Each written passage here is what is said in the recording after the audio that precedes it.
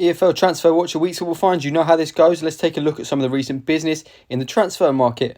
Armando Quiter has signed for Wycombe Wanderers from Crawley Town on an undisclosed fee. And there's certainly mixed reviews from Crawley fans about him leaving. Some are sad to see him go, some have said that he's quite inconsistent. 8 goals for Crawley last season though is quite impressive considering that they got relegated. It remains to be seen whether he can play as a top 6 player, which you imagine is Wycombe's aim. Crawley Town have possibly replaced him with Danny Kman, although they do play in different positions. Kman has signed from Worthing, which is probably the best period of his career. He started off at Brighton 23s, scored 16 goals in the National League South last season and was very impressive. He's good on the ball, can skip past 2 or 3 players, quick, energetic. However, once again, it does remain to be seen whether he can make those 2 steps up into League 2, which is a very physical league.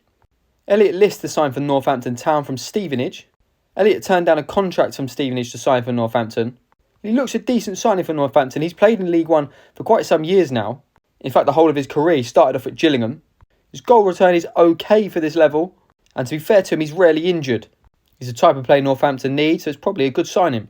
Theo Eden has signed for Stockport from Peterborough United, and to be honest, this looks like a replacement for Toure for Stockport. He's very versatile, he can play left back and midfield. Probably had his best season ever at Peterborough last season, but he only played 17 games.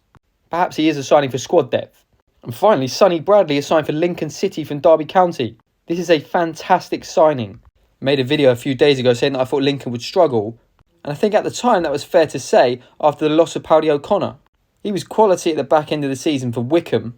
He is slightly ageing and perhaps has lost a bit of speed, but he's got fantastic experience and is a fantastic signing for Lincoln, especially when you consider there must have been a whole host of clubs after him.